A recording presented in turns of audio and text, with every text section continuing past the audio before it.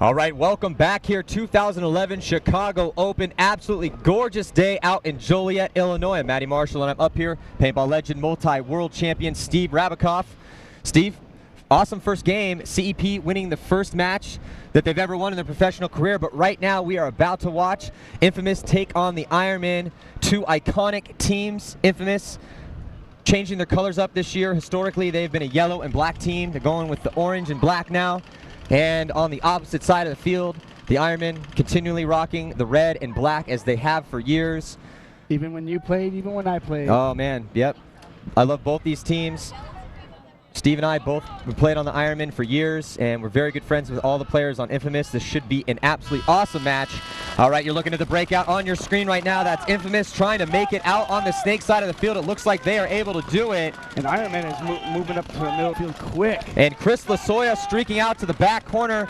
As you're looking at the Ironman right now, and then the Ironman breaking, and they get into snake one. He's able to get all the way across field. And it looks like they lose Nico Hutherin out of the center. Oh, Infamous is losing another player. So Infamous losing two bodies. Looks like Bobby Avilas and Justin Swartz coming off for Infamous as they are able to get a player into the snake. So both players have both teams have a player in snake right now. Better field position for the Ironmen as they're at snake 2, right by the 50-yard line. So it's Marcelo Margot, and he is in snake 1 for Infamous. He just takes out Billy Wing in the center there, so it's now 3-on-3. Yeah, so Billy Wing getting taken out, and Billy Wing does not have a visor on today. Oh, wait, does he? Yes. Okay, yeah, he does. He threw me off for a second. Yeah, I was like, is that Billy? Like, that's Billy. So Marcelo able to get a shot on Billy Wing. Nice job by him. He's trying to even up the body count here. 2 players left alive for Infamous, and it looks like only, 3 players left alive for the Ironmen. So the miracle advantage going to the Ironmen. Let's see if Marcelo can do something about that. Only player. Looks like actually Infamous has a back player as well. So the teams are, not even up. It looks like Kyle Spica is going to get shot out of snake 2 for the Ironmen, and then now it's all LA Infamous in the snake. Infamous Marcelo trying to get a shot. Crossfield looks like he does. So nice job by Marcelo here. Marcelo just feasting. Marcelo with 2 kills so far. Chris Lasoya right behind him, and Chris is going to jaunt up the field. There's just 1 player left alive for the Ironmen in the back corner on the snake side of the field. And here comes Infamous as Greg Sewers streaks up the Dorito side of the field. So nice job by Infamous. Greg Sewers used to play for the Ironmen. Greg's actually, he's been on quite a few teams. Played on Aftershock, played on Ironman, played on Excessive, and now he's on Infamous, and he's just one of those young talents trying to find a home. Looking really good that last point as Infamous goes up 1-0. Yeah, that was a great start for both teams. They both were aggressive. Ironman came out pretty heavy in the middle of the field, and then just got picked off. And surprisingly, Billy Wing usually doesn't get picked off like that. No, Billy has one of the, if not the highest paintball IQ out there. He's also the player that's been on one team for the longest. He's been playing on the Ironman since since mid-1997. No, it's right. Mid-1997 was Atlanta. Atlanta, I played with him. You were on the Ironman. I was on the Ironman. Yeah, because before that tournament. Yeah, because Micah, myself, and Davey Williamson, we all got on the Ironman the next year in 1998.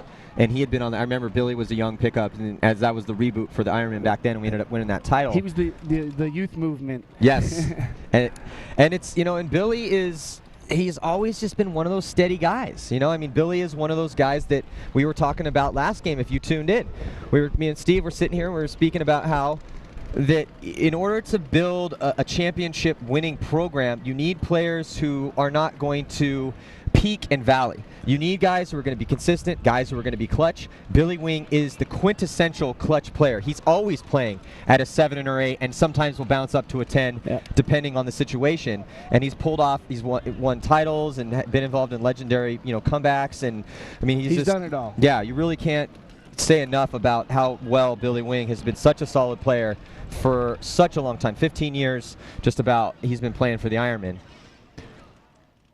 Looks like Ironman possibly called the timeout. Yeah, looks like I don't think Infamous did. Yeah, I don't know why Infamous would want to call a timeout.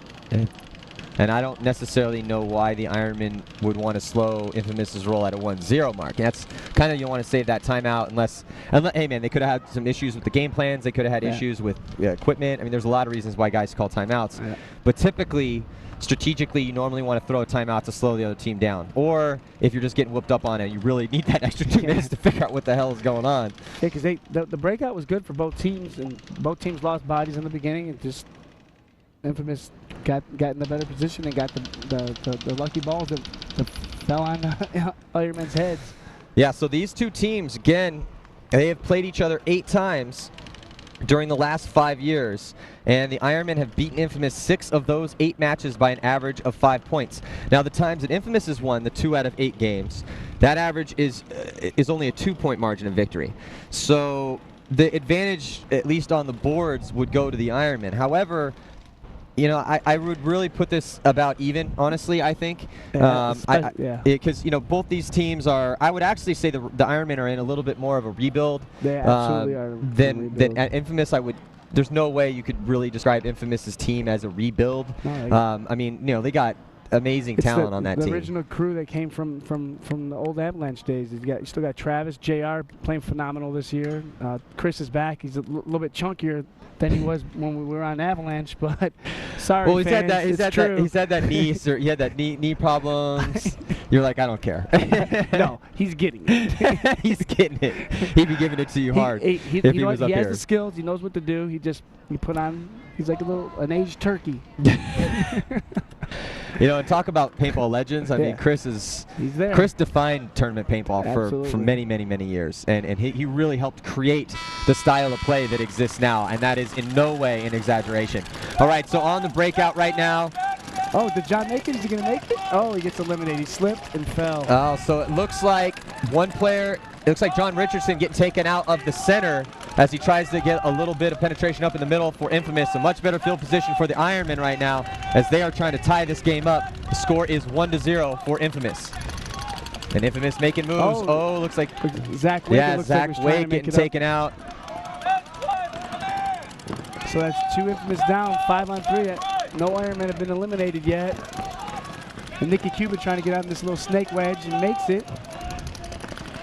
So Nicky Cuba dancing up the field. There's that small bite we were talking about. You know, Nicky making that small, smart move up to the bunker, insert bunker right behind the snake, and he is gunned up on the Dorito side of the field, and that's really his immediate threat. There is a player in the snake. He doesn't really have a shot on that player, but look for Nicky Cuba to try to make a move into snake 1 when he gets a chance. Problem is, Mike Paxton, Pax is just gunning, and that's not a gun you want to run into. In fact, Nicky and Pax played on World Championship Ironman team, and they were those 2 heavy guns in the back that you really never wanted to go against.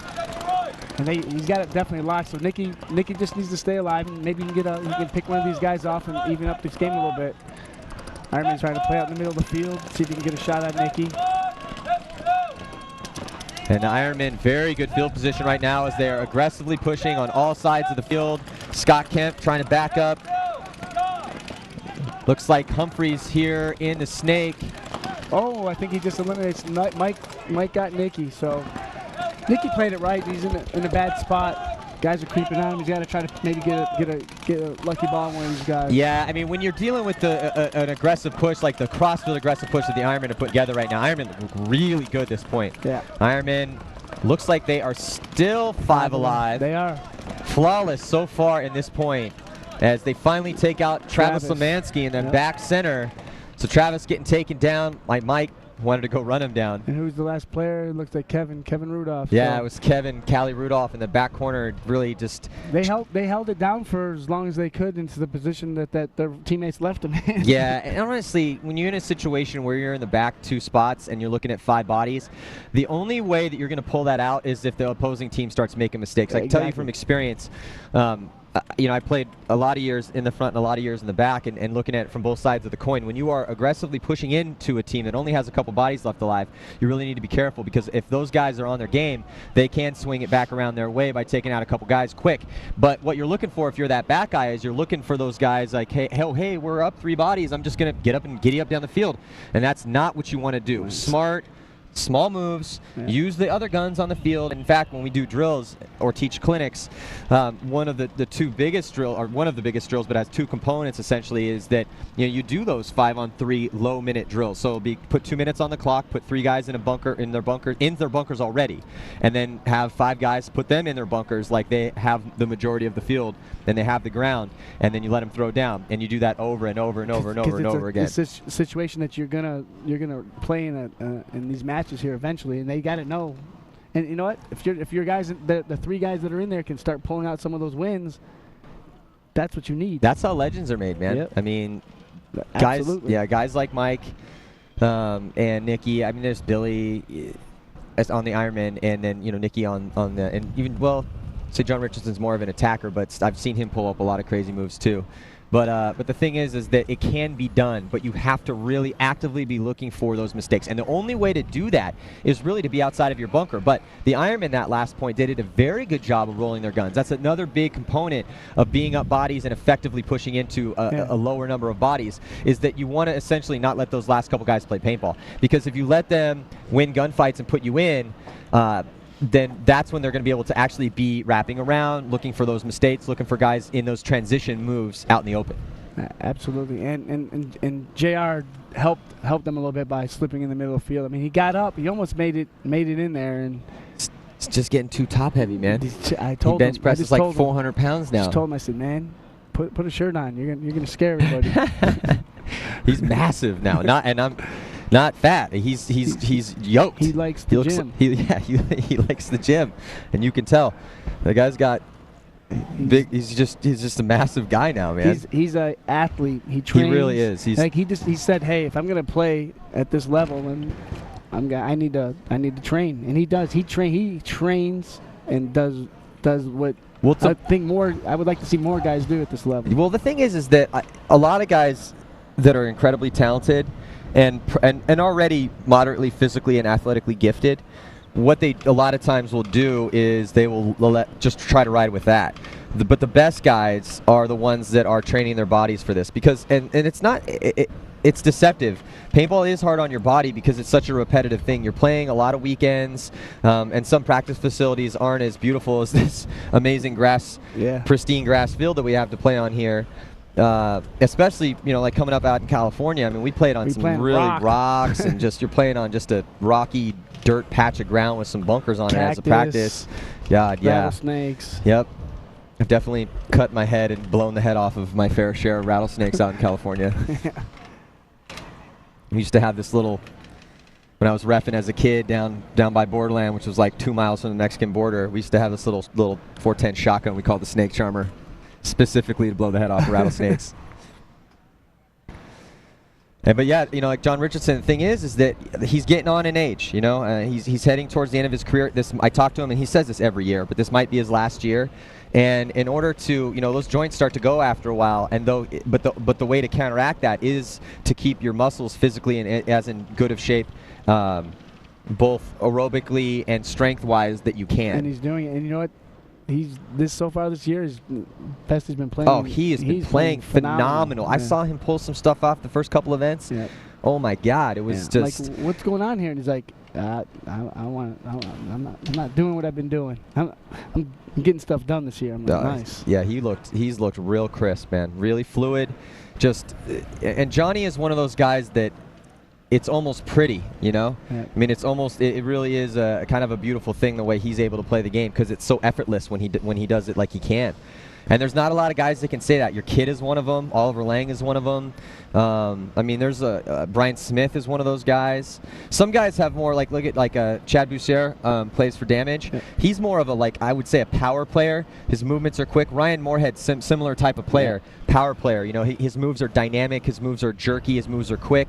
Guys like Oliver, guys like Johnny, guys like Brian Smith, they have a much more fluid style, physical style to their play, and it's very nice to watch, because a lot of people just can't duplicate that. I think we're having possible scoreboard issues. It looks like we have a technical timeout. We got 15 minutes and 58 seconds left to play in regulation. 1 minute on the countdown clock to go before the next point, but that clock is stopped. Score is 1-1. And in case you're just tuning in, I'm Matty Marshall. I'm up here with Steve Rabikoff. multi-world champions, played for, God, you played for everybody. From Houston Heat, joined my first pro team, Image. Yeah, and I got my first win in '97 in New York with the Image, and then I joined the Ironmen, worked for Dave for 3.5 years, played with the Ironmen, and then took a little bit of a break, joined Avalanche, and then we went on a tear worldwide, which was fun. I remember that. Then Avalanche became Miami Effect, and then Miami Effect became Infamous, and the guys are still on the team, which is when we were running with Avalanche, it was John. Who else is John, out there? Rusty. Rusty's not out there right now. Rusty, Todd, when he came up, LB, Travis. Those are the original. It really is a testament to, like Chris, for instance, yeah, Chris. Turkey Chris. I'm going to call him Turkey Chris. Oh man. He stored some sorry everyone. It's just you know, got to get thick for Thanksgiving, baby. Yeah, it's cool to see Chris out there. It's cool to see John out there, because these guys really, it's on the backs of players like Chris Asoya and John Richardson, yourself, that this sport was built. Yeah. And that the current incarnation of the game in which it's played now, both not only conceptually, as far as what you're looking at as far as field layouts are concerned, but also stylistically. Yeah. Those are the players that this game was built on. So any young kid out there, you know, you see a guy like John Richardson walking around, you need to go shake his hand, because if it wasn't for guys like him, the sport would not be the same. Yeah, we were running around when you were on the Ironman. That's what, 11 years ago in Europe, 2000, 2001, 2000, I can't forget. 2003. I mean, yeah. And these guys are still out there, and they're playing at a high level. And then what's great about that is that all these younger players like Justin Schwartz and Kevin Rudolph and Bobby Avias and Greg Sewers, that they've brought them to that level. So hopefully those guys will bring up the next generation. Yeah, I mean, it really is starting to become a torches passed type thing. We'll get to that in a moment. But before, here we go. Start of this next point. It's all tied up at 1 apiece. And right now you're looking at the Ironman on your screen. I'm sorry, that's Infamous on your screen as Infamous breaks out, doubling up that back center with John, and looks like Greg Sewers trying to shimmy out. Looks like he makes it on the Dorito side of the field. Barely glides in there past the stream of paint. Infamous still doubling up that back center. They're going to want to get out of there. Ironman, more of a cross-field spread, both back corners on the Snake side and Dorito side of the field. And then all the way past the 50-yard line. Great move. I think that might have been Kyle Spica. Just all the way like that. That's what you want. Yeah. When you are given a gift like that, you got to take it. Now he's got to stay smart, take a deep breath, and he's in a great spot. All their guns, look, all of them are all turned on him now. Stay alive, kid. Yeah, this is when you got to just get in there. And like we talked about, if you watch the first game, work on those guys in the middle of the field. There you go. He got a couple. Looks like possibly. Yeah, he takes that. Nice. So Spica wraps around, takes out Bobby Avilas in the back center. Still one player left alive in the back center for Infamous, but just dominant field position. And all the guns are looking right now at Spica. Oh, and now what's happened is now the Dorito side's working with the Ironman. He just took out Marcelo. So far, beautiful, absolutely beautiful point. Played by Kyle Spica here as he's backed up by Scotty Kemp. No, I'm sorry, that's Mikko Huhtanen right behind him. So the Ironman just looked awesome this point, and on the back of the play of Kyle Spica, who basically, and you know, it wasn't that there wasn't anyone on the opposing side of the field. It's just that he made the move. He saw the window. The window was open, and he took it. He kicked that door in. Yeah, he totally kicked that door open. He saw the door was open a crack, and he just burst that door open. What he did is he took his time. He didn't stick his head up right away, because if he did, JR was going to blow it off. Oh, and it looks like he got caught. Okay. It's all right. Damage is done, though. Yeah. You know, you did a great move. I mean, yes, he shouldn't have got shot right there. He did get a little bit greedy, but I'll still give him his props. That was a great move. He got in there. He got 2 kills, and he's able to get the job done. And the field position is still the Ironman, as they have player up in the center of the field. I think that's Scotty Kemp in the center A. Billy, I think, is a little bit too far back. He needs to come help his guys, because if one of these guys gets picked off here, it opens the door wide open. And that's what Infamous is hoping they do, pick off one of these guys. Yeah, and that's why they're playing so tight back there, is John Richardson, and looks like that's Greg Sewers in the back corner on the Dorito side of the field. They're playing very tight right now, and all you really see is the tips of their barrels. And you're looking at this right now from the Ironman's point of view, down the Snake side of the field. That's Mikko, best player to ever come out of Finland. Now a SoCal Is he native. the only player to come out of Finland, or Well, no? They got a good core paintball going on in Finland. yeah, out there. Finland's Finland's the Scandinavians. I love Scandinavia. It's great. It's one of the best places in the world. The Yeah, entire it is. area. Finland is a very unique place. And but Mikko, played for the Russians, and he came on in the Ironman, I believe, in 2007. Oh, he's moving out. So look at this. Justin Swartz makes a dynamic move out of the back center. Wow, that is what I'm talking about. And they eliminate Billy Wing as well at the same time. So in what a turn of events we here at this point as Justin Swartz decides to make a game-breaking move. And it polishes off Scott Kemp, and John Richardson running through the field is not going to have anything to do as it's all Justin Swartz. You're talking about seeing a window. Yep. That's and they what just took a window. Wow. So, and he does a little dance. So congratulations to Chuck 5-on-3 Sweezy. Ironman, and so yeah, I blew mean, that game. So the story of that point, that's top level professional paintball right there. Kyle Spica, off the break.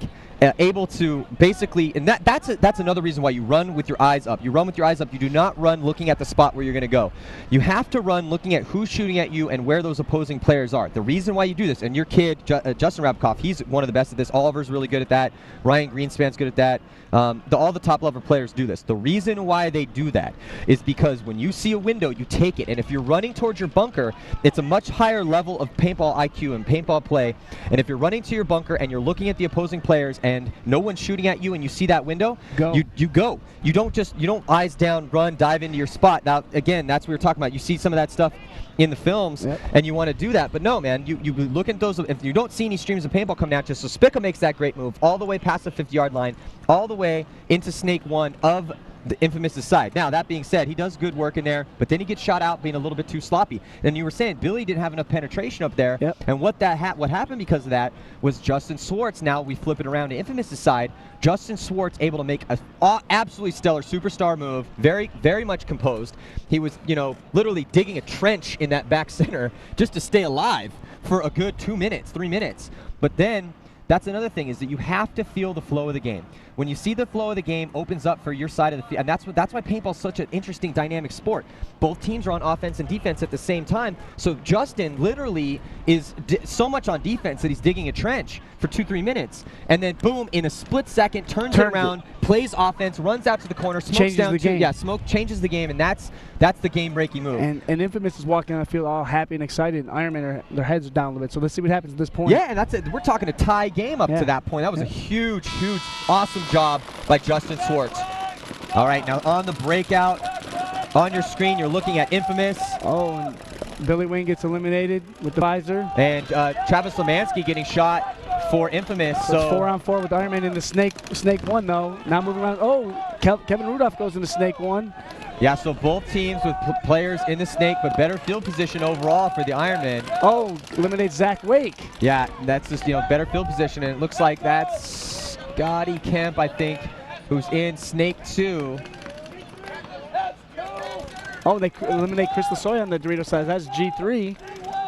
With Kevin Rudolph in Snake 1, and is that Nikki Cuba in back center? Yeah, Nikki Cuba in the back center. So bodies falling left and right for both teams. And right now, as it stands, 3 players left alive for the Ironmen and 2 players left for Infamous. As you're looking at the big crossfield shot here on our wide shot, you can see now we're looking down the Snake from Infamous's point of view. You're looking at Kelly. Ironman goes and bunkers in empty bunker. Just gets eliminated. So the Ironmen making a tactical error, but they still maintain field position because they were able to get Callie Rudolph, who was trying to do damage control, and now here comes Scott Kemp all the way down the Dorito side of the field. And he's trying to get a shot on the last player for Infamous, who is just hiding in the back corner, and it's Nikki Cuba able to get his gun up, and now he's back out, but he's ends up taking one. So Nikki Cuba, though, one of the most clutch guys in the game, and definitely who I would want in that back corner to try to pull it off. And Ironman still think there's a player out there. Hey, better safe than sorry. No, it's Spica again. So Kyle Spica just continuing dominance over here on the Snake side, though he did have that hiccup and ended up, after the dynamic move in that last point, getting shot, but just totally redeems himself in this next point. So we got ourselves a seesaw match as it's all tied up at 2 apiece with 10 minutes and 42 seconds. But you know what, Steve? I mean, that's pretty much what we were expecting to see out of this game. Yeah, knockout punches. That's what they're doing. Yeah. They're hitting each other. One's getting hit. Here's a stomach shot. Yep. And we're seeing this is good paintball. I mean, we are seeing some guys get shot out of their bunkers. I think that both of these teams brought a very aggressive mind state to this game. And I'm impressed so far. I mean, like, I thought the Ironmen played well yesterday against the Russians, even though they were on the losing end. They played well. I counted like at least 3 points where they definitely gave away, just like they gave away that last point. Mm-hmm. They're giving away points, but they're playing very, very solid, very competitive, and they're attacking. And I think what you're seeing, though, is you're seeing kind of an evolution for the Ironmen. I mean, they do have some, like Kyle Spica, for instance. He's a young guy. You know, he's inexperienced. He's trying to get his feet wet. Exactly. He's figuring things out, and he's trying to earn his stripes. And he is definitely, in my eyes, starting to do that. You know, to see that move, that bold breakout move. That's what I want to see out of my front guys. If I was a coach and I'm putting guys out there, I want guys running eyes up to their bunkers, willing to dive in and take that extra move and do that extra step if they can, and he's doing that. And then also, you know, you could see he was very frustrated in himself at getting shot out of that good spot, even though he did damage. Yeah. He definitely did more damage than they took. He gave away. He knew it. You could see it. He did the whole I'm gonna pump the air down, dejected, and walk off, which sometimes you don't want to see, but when his walk-off was a confident walk-off, he knew the mistake he made, he knew he had done some damage already, and then he comes back and has a great point and ties it back up. So the score is now 2-2, just about 5 seconds to go before the start of this next point. You're looking at the Ironman. That's Billy Wing, legendary Billy Wing right there. And you're looking at the split screen breakout here. Both teams in the cross-field spread. Chris is hit. Yes. Don't get a penalty, Chris. So you think Chris took some paint getting up there? Definitely. I hope it just flew off his hair. I love how you and both you guys are just ruthless to each other. Yeah, ruthless. If Chris was up here, he'd be burning you down too. Yeah, he would, and that's why I'm giving it to him. Oh, so Justin Swartz angry at the call as he comes off of the snake. So right now it looks like there is 3 players left alive for Infamous. Might be yes, 3 players left alive. You got back corner snake, Crystal Soya inside can, snake side, and then Bobby Avilas in the back corner. That's Infamous's lineup, and it looks like a 4-player crossfield spread for the Ironmen. Chris needs to just stay where he's at, lock down that snake side, and stay alive. Yeah, and you're looking at this is the Infamous side right here. So it's Crystal Soya, and I believe that's Marcelo. Eliminate the Ironman player going to the corner. Oh, Chris is eliminated. Oh, he's going to pull a penalty, but he didn't. So Chris comes off for Infamous, and they got good field position, though the Ironmen have a player in the 50-yard line, Dorito, on the opposite side of the field. All right, so Marcelo's here. Look at this, Bobby Avilas. Awesome job, Bobby Avilas. All the way running down, taking out Scotty Kemp, and then he gets blown apart. Lots of This is a great game, man. This is all over the place. And now we got a duel over here on the snake side of the field, and Marcelo Margot loses his duel. No, looks like a... What's happened here? Wow, I think we might have had a wash point here as Scott Kemp and Marcelo Margot, the last players left alive on the snake side for both teams. Ironman, Scotty Kemp arguing with the referees right now. I wouldn't really say that's not really an argument. He was just asking to kind of see if they had indeed traded, and they did, and no one left alive for either team. Russ is trying to egg on the refs. Scott was talking. He's trying to get a penalty. Yeah, trying to get a penalty. You know, it's talking to the refs after you're hit at all technically is a penalty. But the thing is that, you know, these refs aren't. These guys have been doing this for a long time. These are the best referees in the business. And the thing is because they've been around the block, you know, and they know these players, that they'll let you out they'll let you talk a little bit. You got to be really careful. Yeah. And it's one of those things, if you feel it's a fine line. If you feel like you got screwed, you want to let the referee know in a polite way. Sometimes it's best to do that after the game. The referees and the players are all geared down at the same time after these games. And, you know, during the game, in the heat of the moment, you start mouthing off sometimes. Yeah. But you got to be careful of that. And you see these younger players, they get real heated because maybe they feel that the call didn't go their way, but you really got to be careful with that. I mean, the worst at that is, or one of the worst is... And Infamous has quite a few of those guys. Yes, I was going to say. that's the downside to that part, is they have some of those guys that'll egg on the refs, like Justin Schwartz. Oh, yeah, Justin is the king. One of the kings. Well, it's one of those things. I mean, if you're a really good player and you feel like you've been wronged, but the problem is that half the time you weren't. That's how you saw it. It's not and how he saw paintball it. is the hardest game to referee in the entire world. When I was a kid, I umped baseball, and that was a walk in the park compared to this. I mean, it's not even a comparison. That was child's play compared to trying to referee a paintball game. Because it happens so fast. It's so fast, and it's a very chaotic game just by its inherent nature. And because of that, and because there is no focal point, because everyone's the focal point. So it's just so hard. And also, like, when you see these guys making these moves, and a lot of times, and that's why I always tell guys, hey, go trade out with a guy, because more often than not, what's going to happen is you're both going to come off. You're both leaving. All right, here. So it's tied up, 8 minutes and 47 seconds left to play. You're watching Infamous take on the Ironmen, two iconic teams.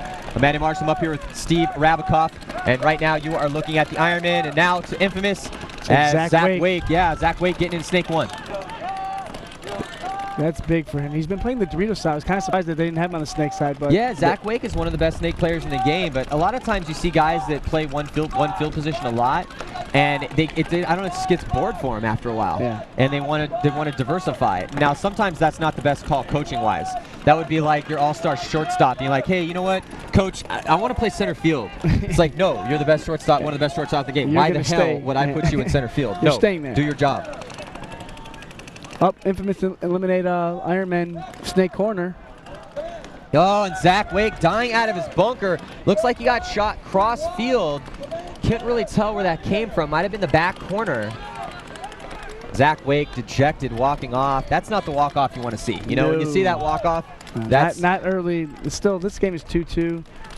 He gets off, but you know what? He's got his buddy Nicky Cuba behind him, and Nicky knows how to play the Snake. He can handle himself in there, so they're still in a good position. However, Ironmen have the Snake Tower there, and he'll keep that preoccupied to make sure Nicky doesn't get that chance to make that move. So yeah, and Nicky back there, and he's playing a little conservative in that back corner, and honestly, he kind of has to. Yeah. He's got. Oh. Infamous loses the, is that Greg Sewers, Dorito 1? Greg Sewers getting shot at a Dorito 1 over there, the 40-yard line Dorito. So both a lot of offensive weapons coming off early for these two teams. And here we go. You get this. It doesn't mean anything in this game. I don't care if you're down 2 or 3. It doesn't matter. No. Both teams are coming back. What a counter-punch field. This is a counter-punch field. As you see John Richardson making a move cross field over into Dorito 1. Now you're looking at the Ironman on your screen. That's the back corner behind the Snake, and he is gunned up, trying to get a shot cross field on John Richardson. And John looks like he's trying to get the Ironman Snake Tower guy, Snake player, and hit him in that harness. Yeah, and John Richardson now making moves on the Dorito side. So that's John Richardson. Look at that. Look at that stance. Perfect stance. He's on his feet. He's looking to make a move. Yep, there he goes. You can see the body language as he crosses the cross field, past the 50-yard line. Gets taken out, though, but he's able to take out Scott Kemp in that center. No, sorry, able to take out Miko in that center. Oh, and Travis doesn't know there's a player there, and he's got the hand up like to his coach. There is no coach to help him, though. Travis didn't know. Sloppy play, and they eliminate Nicky Cuba. And it's Brandon Short. Talk about some of the best players, Snake players in the game. You know, Brandon Short actually that's a perfect example. I mean, I've talked to Shorty as he's described his frustration with being pigeonholed as a Snake player. And now that the team, he's grown up a lot. He's one of the veterans, you know, on that team. And he has guys like Spica. Actually, the Ironmen have a pretty diverse roster. They have a lot of guys that can play different positions. That's such a key to victory, though. It is. If your team could have players that can play multi-positions, that's big. A lot of teams don't have that. They have guys that are one-dimensional, but they're good at their positions. But you need some guys that can play both sides of the field. Well, let's talk about that for a second. But you know what? On that note, there's very few guys in paintball that can play all sides of the field. There's not a lot. Well, a handful. And you know, I'll tell you what, it's a complicated argument. You have a situation where you don't want to have too many guys that you don't want to have an entire team full of role players. Nope. If you have an entire team full of role players, that's not good. The reason why is because you're easy to scout. If you have guys that only do one thing and everyone does the same thing, and time in, game out, then you got a team like the Russians that has just a dominant, and every team actually is scouts, just thoroughly scouts the other team. So you don't want to have that. Now that being said, you get a guy like Brandon Short used to play Snake all the time, but he's so good at it that it's just you're like, God, yeah, I know you want to play the Doritos, but now Shorty's been able to do that because they have other guys to fill that roster. Yep. So you want to have that mix. You want to have guys that are dominant role players, but that also in a pinch can play any other place. Like a perfect example of that is Alex Frazier. Alex Frazier, anytime he's in the Snake, he's a force to be reckoned with. However, talk about somebody that can play absolutely any bunker on the field, it's Alex. Oliver Lang, another perfect example. Oliver can play anywhere on the field. In fact, the last event, he played the back, not PSP, but the other series, he literally played the back corner the entire tournament. He did like what I would do if I was playing still, Yeah, and again, there's a handful of guys that can do that in this league. Very, very rare. Very rare. But you know what? He told me, he was like, you know what? And I'll give him a lot of props for this career-wise. He was like, I took that job on purpose to prove a point, that I can do that. And I was like, and that's not really even egotistical on his part. That was just more of like a challenge. Yeah, and he did it. Oh, and Infamous loses their Snake corner and their Dorito corner. Chris Lasoy's holding down the Snake side, though, and he gets eliminated there. Oh, no, Chris, not a penalty. So Chris gets a minor penalty, and Justin Swartz is going to come off from Chris Lasoy's paintball sins. And now here comes the Ironmen, and the Ironmen are looking to press their advantage, and just Pax dominates Bobby Avilas trying to get up on the Dorito side of the field, and that is going to do it this point for Infamous, as Ironman will take a 2-point lead. The score is now going to be 4-2. And we got under 5 minutes left, so Infamous needs to go in there, talk about it, and regroup. This is when you want to throw a timeout. Yeah, this is a timeout time here, because you don't want to go down 5-2. They need to get this 4-3 point back, and they can do it quick. If there's teams that can do it, they can do it real quick. Absolutely. In Infamous, they're coming off of yesterday 2-0. But, we had talked yesterday afternoon, Steve, that you thought that actually they could have very easily have been 1-1. Absolutely. Yeah, they got it. That first game, they got a gift that game, and they know it.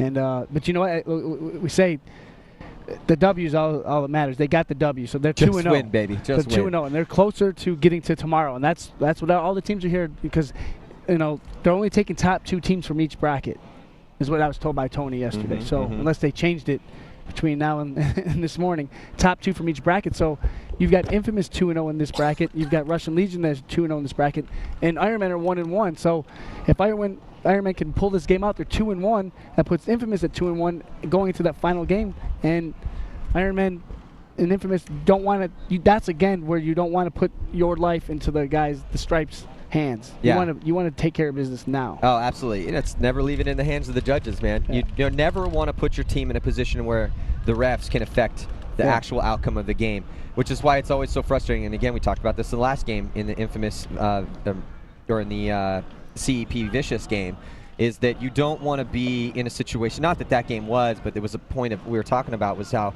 you just do not want to be in a situation where you let the game be close enough so that any sort of call by the ref could sway the outcome.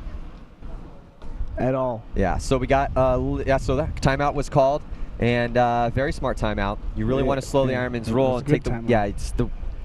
Momentum is such a big part of this game, and we always talk about how the mental tenacity side of this is really what dictates winners and losers and champions and average pro players, but this is important. This win for Infamous, if they can pull this out, that puts them at 3-0. 3-0 pretty much puts them, even if they lose at 3-1, it gives them really good chance out of this division. They need to win this. Yeah, it puts them in the driver's seat, and especially with the Russians getting ready to play next against CP, and that could be a whooping. Yeah, it could be, or we could see a whooping happen on the Russians. I'd love to see that. I would love to see, not anything against the Russians. I have friends on that team, and I respect that team as much as any other team that plays the game. Their professionalism is second to none. Their coaching staff is great. Their talent level is phenomenal, and as far as training is concerned, no one trains harder.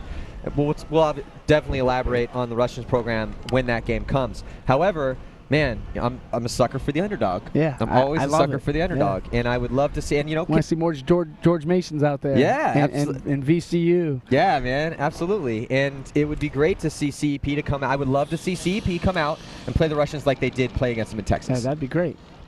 That's good for everyone watching on the webcast. And it's good for everyone sitting here. No one wants to watch a blowout. No. I mean, bunkerings are definitely fun. It's fun to watch a guy just get neck welts ingrained in his flesh, but but I'd rather watch a really good game. And we have a great game going here. Yeah, this is a great game. This is really showing the counterpunch nature of this field layout. When you get two really evenly matched good teams fighting each other out here. And we've seen great play by Justin Swartz. I feel Kyle Spicka's played some good paintball. Scott Kemp. Yeah, Scott Kemp. We've seen some consistent play by a lot of the players. I really haven't seen any bad paintball. I mean, yes, guys have been getting shot out of their bunkers, but I think I think these guys are really just trying to get into some dominant gunfights, and they're going to pay the price. But hey, that's what's going to happen. All right, so on the breakout, looking at the split screen breakout right here. Oh, eliminates Kevin Rudolph in the snake corner. Yeah, so Callie's coming off. It doesn't look like he got hit. He's trying to search for that. Nikki Cuba also looks over into a ball. So Infamous trying to play aggressive over here on the snake side and not getting it done. Snake side completely open. John moving up to the center A. That's a good move because he can stop those guys from moving that snake side. Yeah, you can see John Richardson there, left-hand portion of this split screen. There on the overhead shot. John, very good field position right now. He's at that box right behind the A. He could stop Ironman from moving that snake side. He could stay alive. And Ironman 5 alive right now, but playing real conservative with all their guns up and in the back bunkers. And here comes now. Johnny is going to get run down. Oh, he's going to try to trade out. No, he stays alive. Oh, awesome job by John Richardson. And he might have picked up. I'm telling you, this is an MVP game here if he'd stay alive. Johnny's still alive in there, but he was not able to shoot the snake player for the Ironman. But here comes Infamous as they aggressively push up into the 50-yard line. Dorito, opposite side of the field. You're looking at the snake right now, and that is Humphreys. So Humphreys in there for the Ironman, and he looks out. Nope. Oh, he narrowly avoids a cross-field shot. So Humphreys is going to be the linchpin right now for the Ironman. He absolutely needs to stay alive, and Zach Wake does not know that a player's there. Zach Wake just going to sleep on the fact that the snake is hot. Oh, but Ironman lose the snake corner here. Like Miko is eliminated, so Johnny A's still there. Yeah. So as the time is starting to tick off this clock, just over 3 minutes to play here. And they just lose Travis Demansky behind, so John's got to try to pull this out. Oh, and he's not going to be able to as he comes off as well. He almost changed that game right there. And they were down. Yeah, and look at this, Steve. John's walking off. He's shaking his head. He's got that cocky walk there. Starts screaming at his guys, and I would too. That's a very frustrating situation for John. John makes a great move. He's up. Basically living by his gun up in the center of the field as bodies are dying around him. And actually, he made that move after the entire snake side of the field was blown for them. Yeah, that's right. He literally almost changed that game. Yeah, and that's when you walk back in there and you just look around and say, hey, seriously. And that's not the time to be shy. That's when you need to get in everyone's face and be like, look, dude, seriously, do you want to win or not? I mean, we almost lost to Vicious yesterday. We're 2-0. If we win this game, we're going on for sure. We've performed subparly so far this year. This is a big event for us. What's going on, guys? Seriously, that's the type. And obviously, there's going to be some profanity mixed in with that. Maybe just a little bit. We'll keep that off there. But we're going to keep that off the air. But yeah, and so it's a very frustrating situation for John Richardson, who's been playing phenomenal this year, to really step up this game and try to keep his team in it, and then to just have his players die around him like that. It's got to be frustrating. Look at this. He's already back on the field. Yeah, he's a champion, man. He's a fighter, man. One of my best friends. Yeah, a lot of heart. Played with him for years, and he does not accept giving up. He does not accept. He expects everyone to win always. He's not going to always win, but he expects it. And you want that, though. Yeah, you got to have it. In any sport you play. Champions have unrealistic expectations of the world. And I think that's an important point. And that's not a bad thing. I mean, yeah, in a lot of ways, in other parts of life, you could say, yeah, you don't want to necessarily have unrealistic expectations. But the only way that these guys even got here is to dream a little. You know, is to expect more out of the world than you were given, and to go and take it. And that's what John Richardson has really done his whole career. So, again, if you're an up-and-coming player and you see John Richardson walking around, you need to go up and shake that man's hand. Anyway, let's see if Infamous can get something going here. 2 minutes and 50 seconds left for them to score 3 points to tie this up. And they come out aggressive, breakout, they lose. Justin Schwartz on the break. That's Marcelo. They lose 2. They lose Marcelo, and looks like Greg Sewers. Greg Sewers gets shot off the break. And Marcelo Margot getting shot off the break as well, so it does not look good for Infamous as John Richardson comes out a little Dorito, and it's just Chris Asoya and Justin Schwartz left alive for Infamous. And this is when you're going to see the Ironmen get out their shovels. Yep. They don't need to go. It's 5-2 now. Yeah, they're going to dig a trench and just hang out. They really, unless they get an easy kill here, they really don't need to do anything with 2 minutes and 13 seconds left. They're not looking at a lot of guns, and all the guns are looking the snake side of the field. Here comes Justin. Too little, too late for Justin as he tries to run the highway. The point is going to be conceded. So the Ironmen throw the towel and concede the point. And now Infamous throws the towel and concedes the point. So our score is 6-2. The Ironmen 1 point away from taking the record to 2-1. Yeah, and this is not what Infamous wants to have a big margin game that they're potentially going to lose here. 6-2, game's not over yet, of course, but 6-2, you don't want to go. Not in this bracket. You can't give up these big margin. No. Well, another thing, too, is this game has been closer than the points would dictate. It has been a really good, close game. Yeah, I mean, if you were to look at let's say the Ironmen do win this next point. Let's say they win it quick. Score 7-2. When you tell the story of this game, it's almost not a 7-2 story, which happens often. But it's paintball. And unfortunately, scoreboard's king, and the Ironmen have just been a little bit better than Infamous. So far. But with 2 minutes and 3 seconds left to score 4 points. It's hard. It's going to be hard. With this field layout, like we talked about in the Vicious game, I don't see that happening. I think this game is pretty much a done deal for the Ironmen, but you never know. You never know. We've seen some comebacks, but it's going to be tough on this field. Yeah, next up we have Russian Legion. Going to be taking on CEP. And then directly after that, Ironman taking on Vicious. And then Russian Legion taking on Infamous. We got a lot of great games coming up this afternoon as Dynasty and Aftershock and X Factor and Damage start taking the field, as well as Impact. We're going to be having Impact taking on Aftershock. Damage versus X Factor. X Factor's a great story too. They got the band back together. They got Dixon Yang back on the team, picking up Archie and I saw him knocking off rust off his shoulder yesterday, getting it off. All that rust was just down there, and he's just like trying to get it off. Just giant flakes of it just popping off as he's running down the field. Let's see if Infamous can pull a quick point here. If anything, just to break the marginal. So on the breakout, Zach Wake in an unenthusiastic run to the snake gets taken out. Gonna jog right off. And stuck in the back center as Infamous also loses Sewers on the Dorito side of the field, and it's all Ironmen right now as they have the field position and the score and the swagger. Mike Pax up in the Kevin center. Rudolph trying to get to the snake corner. He makes it live. Hold on for a little bit longer. See if he can pick somebody off. Is that Travis or John? That's Travis. Travis in the back center trying to. Oh, he takes out Paxton, and it looks like Scott Kemp's walking up. Or is that Brandon Short? Brandon Short's walking up too. Yeah, so Brandon Short comes off over there, and it's not really going to matter though, because right now this is just a matter of time. Yeah. And we got 1 minute and 10 seconds left. This game's done. With the 4-point lead, Ironman just got to keep their guns rolling, and they take out Travis in the back center. So it's just Callie Rudolph. So let's see if the Ironman, for the Ironman, honestly, because they are 1-1, they need that extra point. Yeah, there we go. Yeah, they need that point spread. They need it, and Infamous really can't afford to be giving it up. So now we have Ironman 2-1, Infamous is 2-1, and now Russian Legion are 2-0, playing CP next. So both Infamous and Russian Legion, Infamous and Ironman are going to be pulling for CP this next game. They're going to be counter-coaching the Russians like madmen on the sidelines. Just bird-dogging them. Bird-dogging them, counter-coaching them. Just to get it even at 2-1. They're going to have someone in the pits helping coach, Absolutely. fill pods, whatever it takes. So as we see the referees, and that's Billy Wing walking off victorious. So congratulations to Billy Wing, Scott Kemp, Kyle Spica, the rest of the Ironmen, as they take down a very, very talented and underperforming Infamous team, I would say.